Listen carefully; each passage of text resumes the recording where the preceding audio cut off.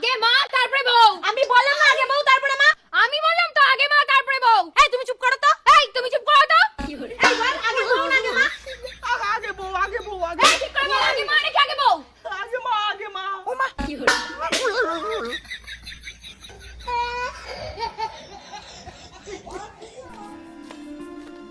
স্নেহা আমি তাহলে আসলাম। হ্যাঁ আচ্ছা যাও। হ্যাঁ পালি বড় পায়ে নমস্কার দি যা। এখন তোর মার কথা মনে পড়বে না, এখন তোর বউ হইছে।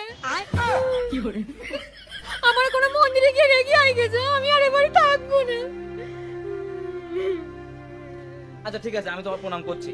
না থাক থাক, বলার পর আর প্রণাম করতে হবে না। এমনিও তোর বিয়ে হয়ে গেছে, আমি তো এখন আর তোর কেউ হয় না। যা তুই তোর বউর পায়ে নমস্কার করে গেছে, আমি আর এবারে থাকবো না।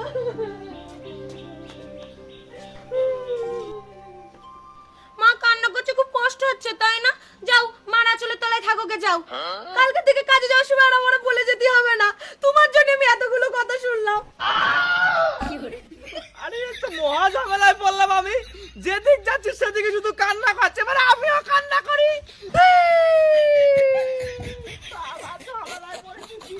কি আর বলবো দি, আগের জন্মে আমি পাপ করেছিলাম, পাপ। সেই জন্যই তো আমার কপালে এইরকম একখান বৌমা এসে জুটিছে। বাবারে বাবা, কিছু বলার কায়দা নেই, জামুকের সোপা। বাপের বাড়িতে কি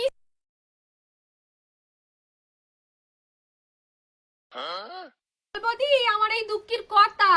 এরম বৌমা যেন আমার শত্রুর ঘরেও না যায়। বুঝলি বান্ধবী, আমার কপালে একটা রাক্ষস এসে জুটিছে। সারাদিন শুধু খ্যাট খ্যাট করি, একটা মিনিট শান্তিতে থাকার জন্য।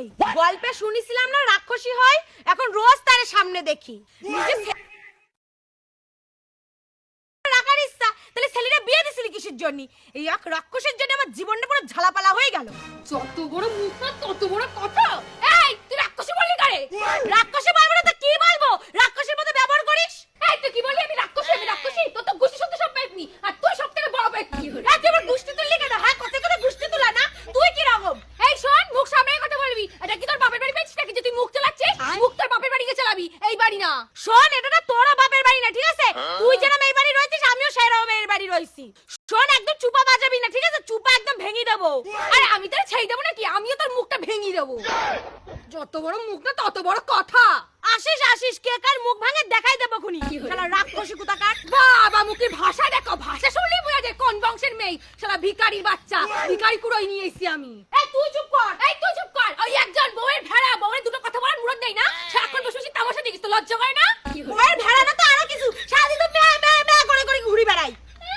ম্যানা করে তো আরো কিছু, দিন রাত তো বোর করে ওটাই বসে আর নাচ করে, নিজের তো একটা কথা বলার মুরত নেই। তা আমার কথা উঠবে না তো কার কথা উঠবে? পাড়া লোকের কথাই নাকি? আমার কথা উঠবে আমার ছেলে। আরে বাবা তোমরা দুজন একটু চুপ করবা। এই চুপ করবো কেন রে? চুপ করবো কেন? সারাক্ষণ বউয়ের ফোনে কথা বলা, তাই না? আমার ফোনে কথা বলতে পারবি না, তাহলে আমার বিয়ে করেছিলি কিসের জন্য? ওরে বলি রে, ও যখন কিছুই করতে পারবে না তাহলে ও বিয়ে করছে কিসের জন্য?